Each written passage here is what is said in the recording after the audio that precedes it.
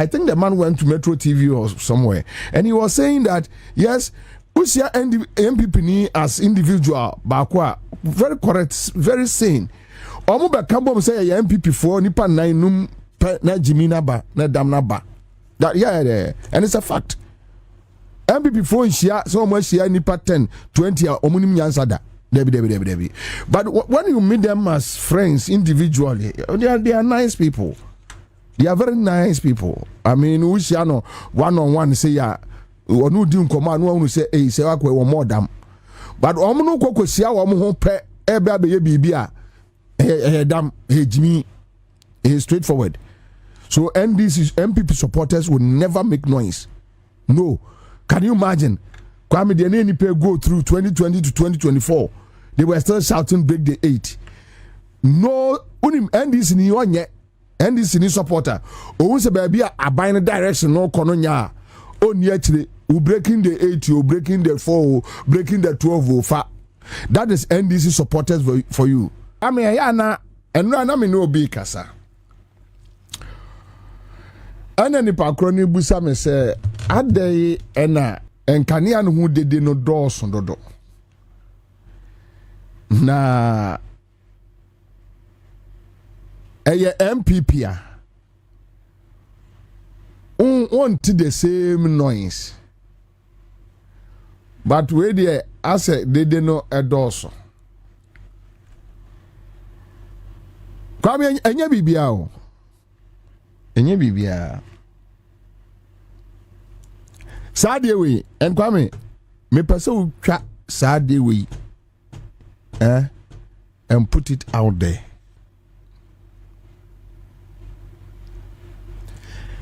Ade no a esi nyina no a amanfo ye dede no. Eye NDC aban ho abufuo. NDC abaywa bufuo failure of the NDC government to punish MPP criminals. Abufuo ni nyina no kwa me na mka nkyerɛ. Abufuo amanfo de ka dum so anya look ya tena krom ha kwa me ubenya it got to a point under MPP. General hospitals timiko off. Children's ward timiko off. 2 days, 3 days. I hope you have it. Check for me. Check for me. Baby, do so where they see and call baby. But you see, a man for businesses. And do your badgema, you don't justify it. And therefore, I will not sit here and justify doing so. In any case, MPP nye yastic. But the amount crofo buafua enka message doom so when kanye issue ma Ghana for. I'm telling you. Kasa amount for kasa ni nyina no eye ahi kasa nyema ye omo ahi. Amount for buafu. Failure of this government, the NDC government. Well, they will tell us, Emre after 15 months.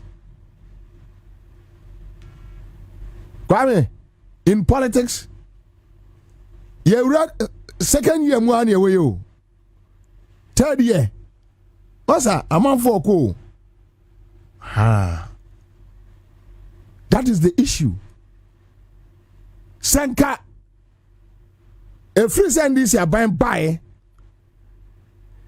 enenka sika NAPO NAPO Jomama ene kofa car power or Ameri nimi enyo na de buy Ameri no mde call takra na car power Ameri Jomama okofa buy no from Abrochire to Hano transporting Ameri plant to Ghana and the $30 million. NAPO a component of that Ameri plant at the Akokumase ako support power generation NAPO so the $30 million and a transport here from Takrade to Kumasi. Containers ya ECG containers ayra yehu ano Kwame as at 2023-2024 ko share the losses ewo ECG mu bedwuru board chairman ni dey say afenyo marking onamo no kekan kwase asem onenamo obi anya ne he wa hwe pros ni kura asum ya anya ne he afenyo marking ahwe pros ni asum ya anya ne he onenamo na podi namo miami nia your friend say see we miami nia do big onenamo yeah. Oh, ehun obufuo dede no ados no NDC for na kasa wo Kwame, I'm telling you MPP for crime complaining about doing so no than NDC for NDC for voice na ababe joining MPP for the no and amadede na ayehu on say with MPP there is no way MPP supporter I didn't say a MPP that Yakunya so Kwadia. No, Omadrin Yajuma, Memen MPP supporters assemble. Oh no, I have Badam for no mercia. Oh, recently, Papa video Binoa. I think the man went to Net2 TV or somewhere, and he was saying that yes, Usia and MPP ni as individual, Bakwa, very correct, very sane. Omuba Kambo say MPP for Nipa 9 num. Na Jimina ba na damna ba that yeah and it's a fact MPP phone share so much share nipa 10 20 omunim nyansa da debi but when you meet them as friends individually they are nice people, they are very nice people. I mean we share no one on one say ya onu di nkoma no onu say say akwa wo more dam but omu no kokosia wo mo ho pe ebe abeye bibia dam Jimmy is straightforward. So NDC MPP supporters will never make noise. No. Can you imagine? Kwame the NPP go through 2020 to 2024. They were still shouting break the 8. No unim NDC ni onye NDC ni supporter. Owusu baby a buying direction no kono nya. Oni actually we breaking the 8, you breaking the 4, breaking the 12 fa. That is NDC supporters for you. I mean, Omajuni ye adwuma, omu nim nyansa. NDC supporters, Omajuni ye adwuma, omu nim nyansa. And NDC supporters, omu mpe nkwasi asem. Omu no, omu atimi the NDC co-opposition. Yeah, omu atimi so NDC sase, baby awadru no eye, besne mi enko. Also, NDC supporters, omu fere omu mpe ngwasi ye. Ha, ana MPP supporters in there omo di punadwe woma se aboske pieto dade ani bi enti ade ani ye ka che omanfo munja MPP force no. So the current situation no NDC for na support a friend say MPP for no omo ye dede. That is the reality. In any case senka entesa Abafo buafu low key because Kwame won't be for 8 years in flow be crown for. Then you win power 15 months. You over just so friendly panel crown for. No, and you see Ghana for any BSA say. Won't be tricky Ghana new. No, you no go fit. Won't be tricky Ghana ni. Any be. And he said Ghana needs on. Now catch and say to Obama me, or to Obama me, I'll come and do blah blah blah blah blah. Then you are giving the power. Now try to say, opposition yet the Okana Oba Bemo away there. Kwame Kasa ni de da back room ni say ya de anka NDC aban atimi MPP form mienu miensa second Ofori Atta ba ya kana sem emran ni na di NSS foi emra no mo adi obi dey do say won to me pualugui sika nka yaje mesenga Ghana ni bia mfa edum so nya hwe bakasa that also because people are angry and this aban no ye nkrofo ahi low key, that's all. Ayasa Ghana for no mo kasa no nim say 8 years na your friend say yet dum so mo. They know. They have videos. They go on internet. Yeah, get it for me. They have videos. They know. Ghana for him say 8 years and Akufo Addo we suffered. And in Kawenya new ma omo. No mo nya bibia ni di eye NDC for atem. No mo nya bibia anti we a opportunity. A opportunity. Many me mo. Many ma Akufo Addo ma mo so a. Eva sama. Bene. Oh look, my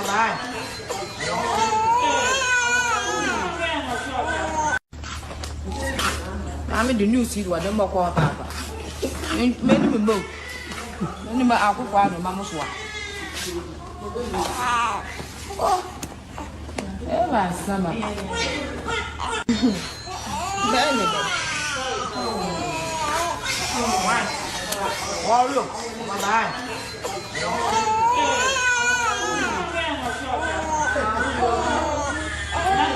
yes, Baba.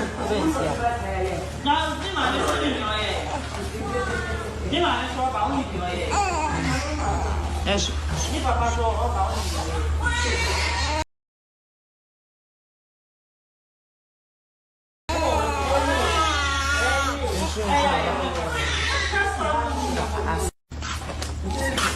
I'm in the new seed what them call papa.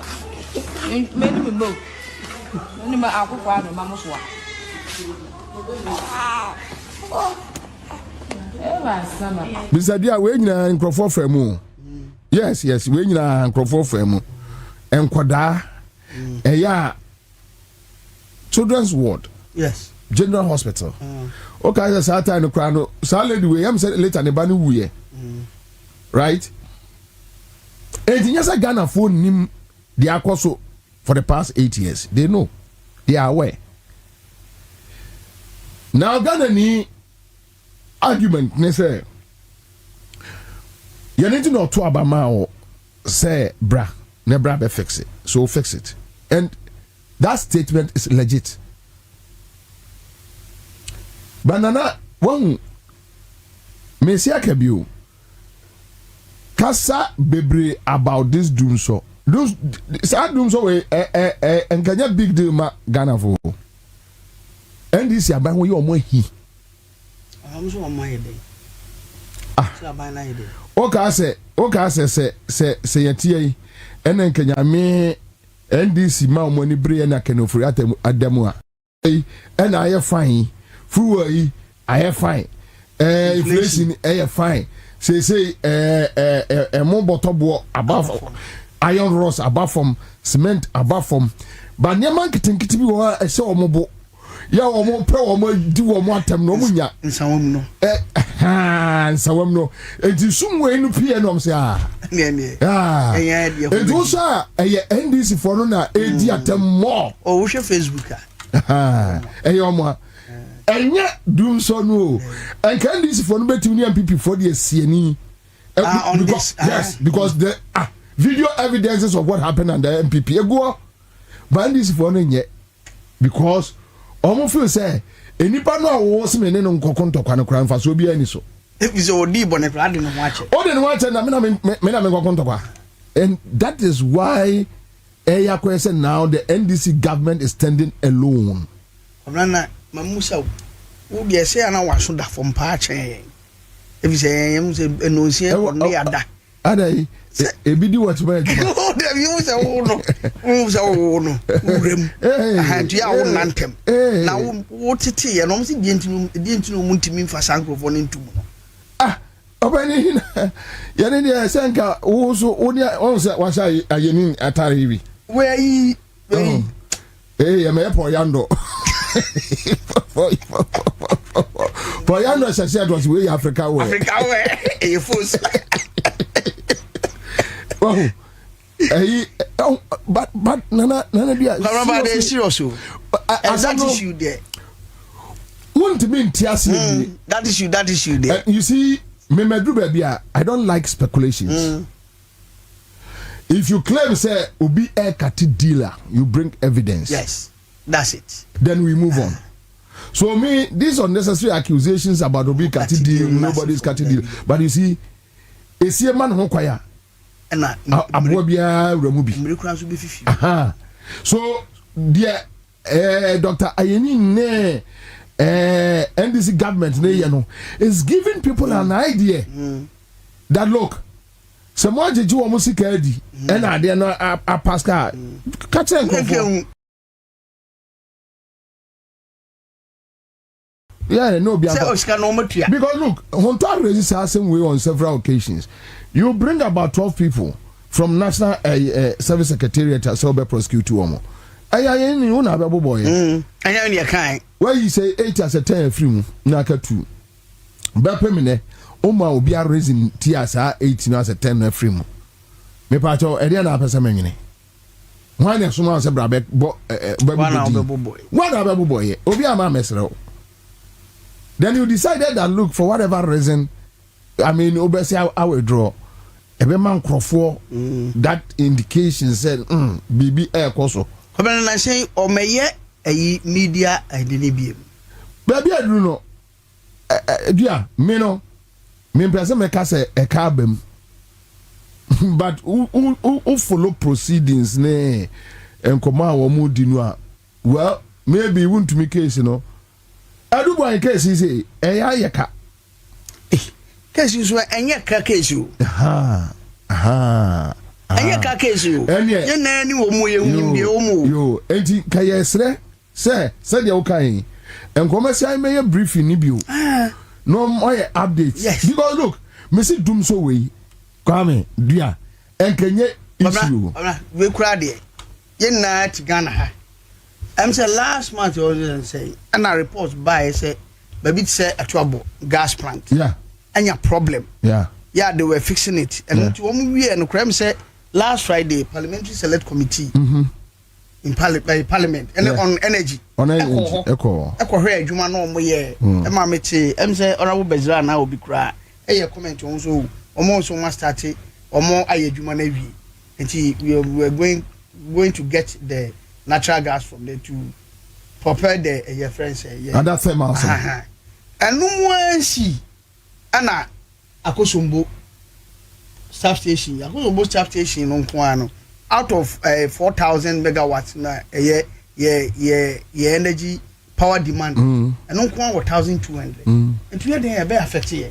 Then reports me say James Kranso can last a year the friends transformers or 2,500 transformers or JJ Kumasi there Asante region.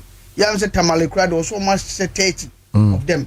Yeah, think so visibly unamu fie ni baby wa. Who say you tutu from cables ni be cry you change it. Yeah. So it's true. But then me free say there aba.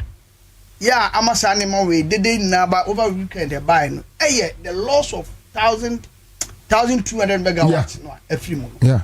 But me no ya adwunu say and can these voice communicators ebetimi akọ abonten akọ raise issue you are making and they defend it. Oh yeah. But because Kwabena atna Ghana ha sei adwia yesika uso munya ne hwe Kwabena ye de wakwaji contract se okoye wa kontomra akontomra contract ne dismobilization na man odiska no wanye e ma me madam fu doctor dai contract na one deputy minister bi an ofiri honom na adwen so the contract ne man odiniska kura I see. Yes so the contract ne be man no one farmer no me ne madam fu baako journalist baako no be ka kire e ye ka kire say masa na wo akwaji obisika omko wura se na contract na ewuntumi dia yo ye the contract no ewuntumi no wanye aso no waji mobilization waji hu skadi ana ko mo koye frakadam sa de akoma madam fu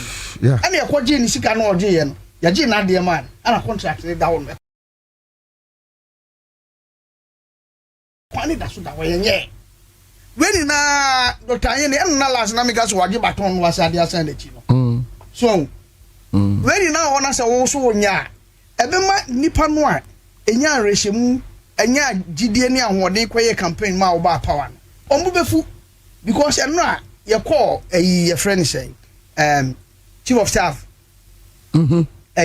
asare na Agyarko tina efia ye one of my friends oka chem say ne sister every US eba beto abama agem because free say corruption under the previous regime no na edos on yeah of course kwamna untimi me kan chem bebiada say enema ora ene na sifo hu ye ne ye yakra ye tiechire kra de hu ye obi anye bon minia enra enumre ye chia media friends bi ena ba ko say galamsey ba ko raise galamsey issues blah blah blah ena me catch up say look sa galamsey asem we NDC emblem no ho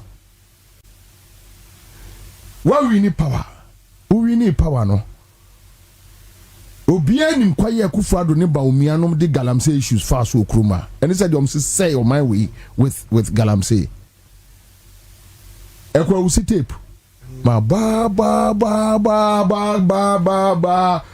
entu ba ye no ekwa usi bra usu ni police for ni asoja for mpani for ni media for a omutu galamsey no eyen for mo ayere no wa kire eyebobie dua eyame commander we eyewe what shall say tackle the issue by the horn enti wanya osi ahemfo wom kire ye ahemfo kro Gabby is on tape with galamsey issues rope him in and a Gabby and this fancy non mase no jeja ne shirt or the no kire o monyam na mini kwase asa no enti oninam say no and this fashion bia no aduru ho sane namfofo na yade and so na damfo bia anim Kwabena say beyond politics friends obi anka say no friends say na Ghana for doso Gabby nie ayi nie frimpon boatin bubodi ayi ya fa atiwa NPP youth organizer frimpon boatin report na ne din wom so report no ko akeke yes and you to me around this ankrofo we nyina apa say obi ye NDC ni o say ewo ho obi ye NDC ni kura no se ne kondo galamsey a obejai NDC we ni ye kasasa say materials no ho enyema no ho monso enyema no no mo kwati committee no mo kwati tax force asif si ye hu tax force the akoso okromada say yenjai operation Vanguard Carleg ni enkobo naimus abaso the NPP so ba no mo so ababa bete another tax force no matuni din wan hwe yi a ye no na obi tinchin ya say omie no nyina duka daya ene Akufo imra because me sisia metuo sisia se bobie metuma ba man NDC me supporto NDC from 2008 ebepems ene enti ene ya metuwe undmin kan tell me some sanko free NPP ni bi kromfo wa bra makar kromfo no 8 years abaye ntimi an yes asoma no asoma ameno amekoye dede no ene ma onya 57% for 57% ni bibi ase da bi me ba bia me we publishing ye nchi dipa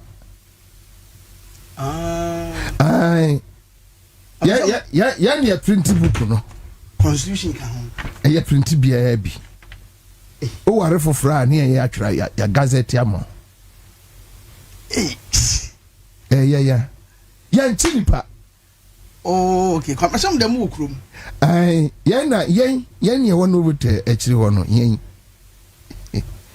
oh okay yen assembly place yeah na ne free akoko na kriko print ye friends guinea for yes yeah come na mu oska and you sitting allowance dey kakra sa pepe ya bu dani nyina esi ne foforo On na ko si buete. Ai. Momra. Right, momra. Yanti di pa ho. Enti omo ya di to me na ama wo mo no. And you see sometimes yeah sledge issue is say. Uti mun semwa about Miami Remonacha Yoko any OSP su interest uhunu yes Remacha ne adamfo ne sledge and I say yes we so kwaje ne die na we so kwaje die chaza untiase odwene wa wontiase na Sammy Remacha me fa adwuma enya no na makwa kobusa ne se e de be na esi me ma na adwuma bia ye journalist for no need the abomu amano enti Gyamfi na me kobusa na bibia in any case you don't have any evidence OSP you don't have any say that is the problem as much as people are speculating you don't have any evidence enti what you say no wajai din no atrans say well ebegu me say nana sa dum so asem we eya ndis for twa ndis abanda me ni melody bi e okumase ono no odi ya wa ndis ho enye ne o wa ya ndis ni kese pa odi ndis ho ya ye wi ni odi ndis ni ho ya enye ne every last year me offer me complain ma me oni me di nkomoda bia na every last week adapa odi abaso debi jinapo odi free jinapo so no de go jm so show more the passa what the buffoni because one of you say asantenia bayo onu abie na dwuma okumase eya wode ahoma abone yam for NDC onu ni NDC support no nyese bi o dem o minimum no onu ni NDC support no enyese bi a demo support debi aboso bone yam ankasa ojinamu okumase dendende oh Facebook mebon di amakumase okay on the issue amakumase mahuno ukọ atenga junction na yi kakraka ono nyese ne NDC sandogba num nyina ni no onye ntete mahuno kwabna yeka NDC mayo a omde ahoma bo wo mo yempa for 8 years in Kumasi a oka ho na se oba ena yeka enwoma a ya kokai ne brofo kwabna mahuno meredi no pay o eya ne nkasa one on one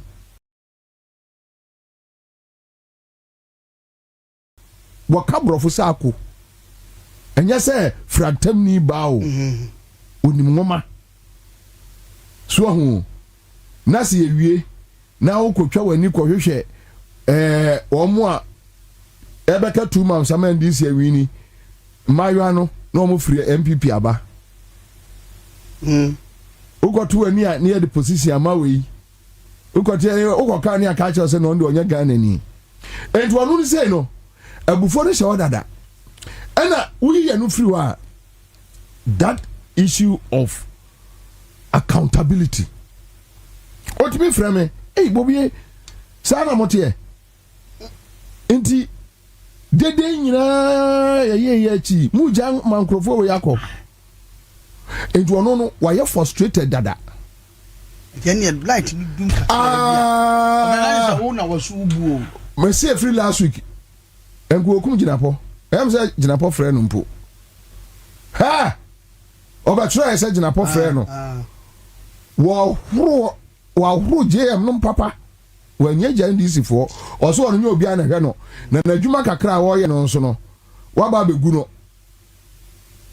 because na adwuma no ode nkane ana ye you see this same person no atra mu 8 years o atra mu 8 years eyanka we no enye issue ma no but ne ba bi ye na hi ana me no ya adwene enti dede no akoso nyina no enye dede bia NDC for no ana yi dede no root cause no ho we ni trigger because enka we no enye Akumasi ama 21st April 7:37 The Minister of Energy, John Jinapo himself, just called me to personally apologize for the inconvenience my business has suffered for the past week, and has assured me it has been resolved. He explained what happened and has asked me to revert when I get to my office. So it goes blah blah blah blah blah blah blah blah blah blah. You know. I didn't swear. Me any name any can say. You drew maybe. Na sadi we be a sinna complainia. You be catch yourself a show. Yes. Yes. But we Nyamiada Roma. Yes. The energy minister himself called him. Say Yajitum. Say we energy. Name ya pacho say esi. Yes. When we say a hormono. Ama the beton. Oh yeah. The beton yam kakra. And I make us say NDC posture mpokurano. Emma abotoya moba. Asemo nkanya asemo. Me say yes on. I'm not meeting. I'm not meeting. Me bo. Me person teach him. He be say NDC grassroots no mu. Won bibi ya omo ahi. No mu nya avenue bia. Enti we no buy no. Because look, bro, as we sit here, yeah, me also more tell me I'm social media 24/7. Eye NDC ni bia din se obe challenge MPP ni. Enti MPP for no tro ade a this bia floating voters ni bia asem ye na hi no ababa be yoma. But the core NDC base no, they don't say anything. Omon ka he, omon fi because one na ye wo opposition no na omono efili say eye we versus them eye NDC versus MPP senation penifo no trimsi ye nipa baako so ema enkola no kontokwa hunu what you say because look bro me there personally se me ma meti asia enko pekura wonu gabby otchere darko ntwempra ka me ntimi ni gabby ni agroda ametu ase me there ni there a personal decision me nim kwasiafo ni abaifo eni agro no but enkola no feel say hey na nipa na me kodi na chi enkoka gabby otchere darko asem no on gabby etiwa omudidi yo Arabi so na odidi na gabby de sabetu nene se grassroots ni so de sabetu bi yiye so beduru ode a be ya beduru you see so afeli ema omunyina obi a feel say eh sa ene mama nwene me ho eh sa mama nwene me ho that is the issue in all this me free say encourage be aso dum so issues dey sabi yen na anim ya mana basa ayi die akoso mbodi transformers o mo change ene atiobo adi we say ekosi be next week no they will fix all these things dum so no betwem the issue that still persists is the inability of attorney general entimi prosecute you obi abeto wamra ye tie chiri kura ye nimsan krof we say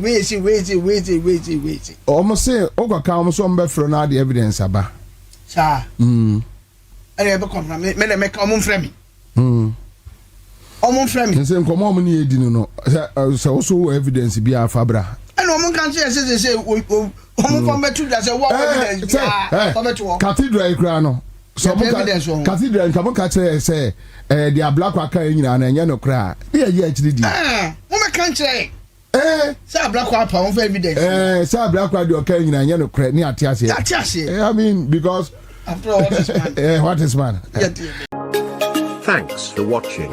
Like and share the video. You can also drop your comment. Please don't forget to subscribe. Click on the bell to turn on the notification.